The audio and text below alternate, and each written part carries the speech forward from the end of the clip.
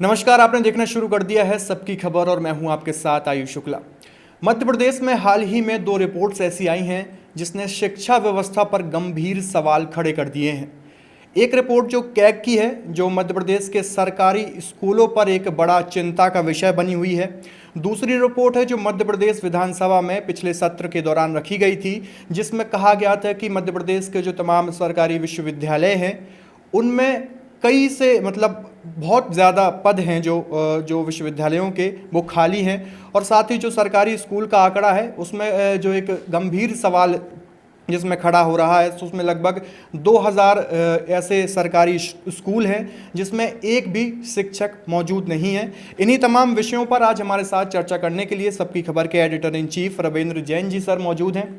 Sir, Madhya Pradesh में शिक्षा व्यवस्था का हाल बेहद ख़राब है। आप क्या इस विषय पर कहेंगे कि 2000 लगभग ऐसे स्कूल हैं जहाँ पर एक भी शिक्षक नहीं है, उसके बाद भी वैकेंसी नहीं आ रही हैं, और विश्वविद्यालयों की अगर बात करें तो लगभग सब विश्वविद्यालयों में पद खाली हैं। क्या है आयुष, बहुत गंभीर विषय है और मध्य प्रदेश की 9 करोड़ जनता के लिए बेहद चिंताजनक विषय है।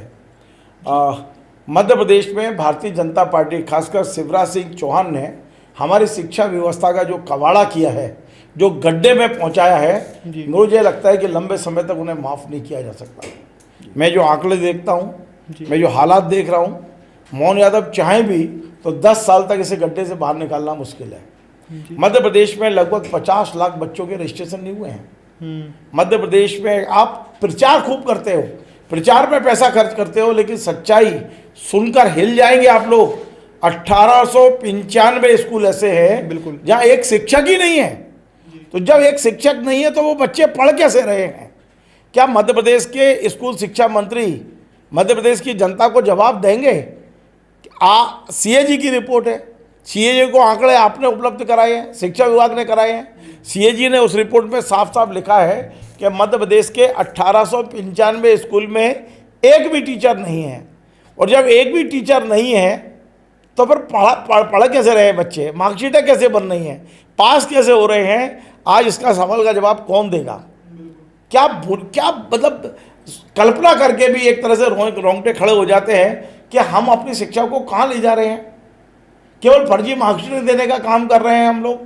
बच्चों की पढ़ाई का क्या हाल हो रहा है मध्य प्रदेश में? हमारे यहाँ व्यापम हुआ, हमारे यहाँ मेडिकल कॉलेज में जो हुआ है, वैसे पूरा मध्य प्रदेश बदनाम कर दिया। शिवराज जी के समय में जिस कदर शिक्षा का कबाड़ा हुआ है, जिस तरह मेडिकल एजुकेशन का कबाड़ा हुआ है, अब मुझे लगता है कि वो कबाड़ा विश्वविद्यालय से लेके और स्कूलों तक होने लगा है। और मैं तो कह रहा हूँ, यदि कोई बड़ी संस्था, मुझे तो लगता नहीं कि ये संस्थाएं भी कैसी हैं, केवल राजनीतिक जांचें करती हैं। यदि कोई बड़ी संस्था जांच कर ले तो मध्य प्रदेश में फर्जी विश्वविद्यालयों में, फर्जी विश्वविद्यालय इसलिए बोल रहा हूँ कि डिग्रियां तो ले रही है, फर्जी डिग्रियां बट रही है विश्वविद्यालयों से जी। कितनी बड़ी संख्या में बट रही है, इसका मतलब कोई और चोर नहीं है। 1000 से ज़्यादा मार्कशीटें अभी उत्तर प्रदेश के कानपुर में पकड़ी गई, उनमें 103 मार्कशीटें मध्य प्रदेश के विश्वविद्यालय की थी। तो जो हालात हैं, मैं आगे बढ़ने से पहले एक बड़ी जानकारी अपने तमाम दर्शकों को दे रहा हूँ और आप सुनेंगे तो आप चौंकेंगे। मध्य प्रदेश में जो सरकारी विश्वविद्यालय हैं, जो सरकारी मान्यता प्राप्त हैं, बेशक इंडिपेंडेंट हैं, लेकिन जिसका संचालन, जिसमें मध्य प्रदेश सरकार का पैसा लगा है, वहाँ 75% तक, मतलब 70 से 75% प्राध्यापकों और पढ़ाने वाले टीचरों के पद खाली हैं। अब ये मैं बोल नहीं रहा हूँ, ये कोई कांग्रेस आरोप नहीं लगा रही है, ये मध्य प्रदेश विधानसभा में उच्च शिक्षा मंत्री इंद्रजीत परमार जी ने जो जानकारी दी है। शर्म आना चाहिए आपको परमार साहब, मैं आपको फिर बोल रहा हूँ, शर्म आना चाहिए आपको। ये देखिए, आप उसी विश्वविद्यालय के दीक्षांत समारोह में शामिल होते हैं जिस पर नकली मार्कशीट देने के आरोप हैं, और आप जब ये जानकारी विधानसभा में देते हैं तो आपके हाथ नहीं कांपते क्या? अब मैं आपको बात कर रहा हूँ विश्वविद्यालयों की। बरकतुल्लाह विश्वविद्यालय 105 पद स्वीकृत है, पढ़ाने वालों के 69 खाली है, सोचिए आप। फिर हम सम्राट विक्रमादित्य विश्वविद्यालय 161 में से 117 पद खाली पड़े हुए, कैसे पढ़ाई हो रही होगी। रानी दुर्गावती विश्वविद्यालय 156 में से 138 पद खाली पड़े हैं। देवी अहिल्या विश्वविद्यालय 154 में से 73 पद खाली है। आप देखिए, जीवाजी विश्वविद्यालय ग्वालियर 104 में से 80 पद खाली पड़े हुए हैं। अवधेश प्रताप विश्वविद्यालय रीवा में 76 में से 49 पद खाली पड़े हैं। इसी प्रकार हम बात करते हैं अटल बिहारी वाजपेयी हिंदी विश्वविद्यालय जो भोपाल में बनाया गया है, 27 में से 14 पद खाली पड़े हुए हैं। और पंडित एस.एन. शुक्ला विश्वविद्यालय शहडोल में 121 में से 97 पद खाली पड़े हुए हैं। राजा शंकर साहब विश्वविद्यालय छिंदवाड़ा में 175 से 175 पद खाली। बताइए कैसे पढ़ाई हो रही होगी, अंदाज लगाइए। एक भी पद भरा नहीं है वहाँ पर। क्रांति सूर्य टाटिया विश्वविद्यालय भील विश्वविद्यालय 140 में से 140 पद खाली।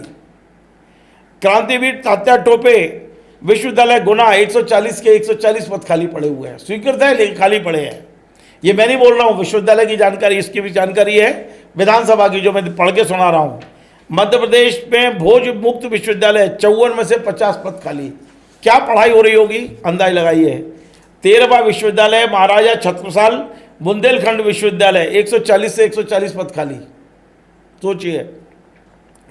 रानी अवंतीबाई लोधी विश्वविद्यालय सागर 140 से 140 पद खाली।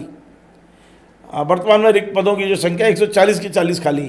नेशनल लॉ संस्थान विश्वविद्यालय भोपाल 91 से 59 पद खाली। Doctor B R. अम्बेडकर मऊ विश्वविद्यालय बड़ा प्रचार किया गया, इसमें 113 में से 106 पद खाली पड़े हैं। सोचिए आप। महात्मा गांधी चित्रकूट विश्वविद्यालय 119 में से 45 पद खाली। और महर्षि परिणी 30 पद खाली भरे थे। संस्कृत विश्वविद्यालय जो वैदिक विश्वविद्यालय है 30 में से 21 पद खाली है। अब आप सोचिए क्या हालत कर दी है हमने अपने पढ़ाई की। स्कूलों में टीचर नहीं, विश्वविद्यालय में टीचर नहीं, प्राइवेट विश्वविद्यालय जो हैं वो नकली मार्कशीट के बड़े अड्डे बन गए हैं मध्य प्रदेश में। और जो प्राइवेट स्कूल हैं वो लूट के वो बन गए हैं कि आपको हर चीज़ पे पैसा ला के देना है। मुझे लगता है कि जब तक मध्य प्रदेश की जनता जागरूक नहीं होगी, सरकारों के बस की नहीं है। सर क्या कारण है, क्या बड़ा कारण है कि नियुक्तियां नहीं हो रही हैं विश्वविद्यालयों में? कई कारण हैं जी। पहला कारण इच्छा शक्ति नहीं है। अब पता नहीं क्यों अनपढ़ लोग, क्यों अनपढ़ रखना चाहते हो आप, क्यों नहीं पढ़ाई करना चाहते हो? आगे आने वाला जो 2-3 पीढ़ी होंगी क्या हालत होगी, आप अंदाज लगा रहे हो आप? बिल्कुल। कौन चिंता करेगा इस बात की? हम चीख रहे हैं, चिल्ला रहे हैं तो हमें विरोधी की श्रेणी में डाल देंगे आप। कैसा होता है, उनका तो बीजेपी की सरकार का विरोध करने का काम है, हमारा बिल्कुल काम नहीं है बीजेपी की सरकार का। लेकिन मुद्दे कौन उठाएगा? आप नहीं उठाएंगे तो कब उठाएंगे? हम नहीं उठाएंगे तो कौन उठाएगा मुद्दे? बाकी तो मीडिया आपने विज्ञापन से खरीद रखा है, कोई मीडिया बोलेगा ही नहीं, बताएगा नहीं कि क्या हालत हो रही है मध्य प्रदेश में। और हम सिर्फ इसलिए नहीं बोल रहे कि हमारे कोई किसी मुख्यमंत्री से और किसी शिक्षा मंत्री से हमारा कोई वो है, हम नहीं उठाए कि देखिए ये वो चीज़ें हैं जो ऑन पेपर हैं। और मध्य प्रदेश की जनता को इस कदर आपके दिलो दिमाग में बिठा दिया गया है, हिंदू मुस्लिम कर लो या ये कर लो कि राष्ट्रवाद। कौन सा राष्ट्रवाद है? जब आप अपनी शिक्षा का ही कबाड़ा कर दोगे तो इस राष्ट्रवाद का करेंगे क्या हम लोग जी। और जो कारण आपने पूछा है, इसमें एक कारण ये है कि सरकार को लगता है कि यदि हम टीचर रखेंगे तो तनख्वाहें देनी पड़ेगी, खजाना आपका खाली पड़ा हुआ है। शिक्षा पे आप कहते हो कि फंड पूरा की पूरा आपका लैप्स हो रहा है। हजारों करोड़ जब सर फ्री बीज जैसी योजनाओं, लाडली बहन योजनाओं में खर्च करते तो शिक्षा व्यवस्था में सर क्यों सब तब सारा आपको बता दूं, जनता को भिखारी बनाने की कोशिश है। आप भीख के रूप में हमसे वो ले लीजिए, अनाज ले लीजिए, आप भीख के रूप में हमसे 1,000-1,500 रुपये महीने ले लीजिए। काम मत करिए, ना पढ़ाई करिए, ना व्यवसाय करिए, नकारा बने रहिए आप। कैसी सरकार हमने बनाई है और कैसा समाज हम बना रहे हैं, इस समय चिंतन नहीं करेंगे तो कब चिंतन करेंगे? हम लोगों को काम नहीं दे पा रहे, हम रोजगार नहीं दे पा रहे लोगों को। क्या हालात हो रही है इस प्रदेश की और कोई समझने को तैयार नहीं है। ये तो सर उच्च शिक्षा विभाग की बात हो गई, लेकिन अगर हम बेसिक शिक्षा की बात करें, शुरुआती दौर की जो शिक्षा है स्कूल की, देश में आपको बता दें, दर्शकों को अगर बता दें कि जो देश है वो मध्य प्रदेश में सबसे ज़्यादा सरकारी स्कूल हैं सर उत्तर प्रदेश के बाद, और उसके बाद भी लगभग 2000 ऐसे स्कूल हैं जहाँ एक भी शिक्षक नहीं है। उन बच्चों का क्या हो रहा होगा सर जो उधर पे स्कूल जाते होंगे, जो जहाँ पे स्कूल में पढ़ाने के लिए शिक्षक ही नहीं है?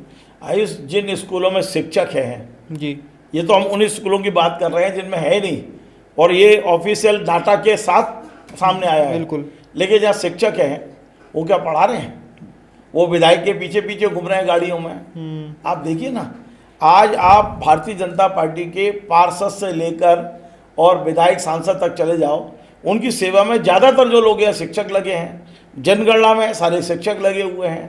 कोई भी काम हो जाए तो शिक्षकों को आप लगा देते हो।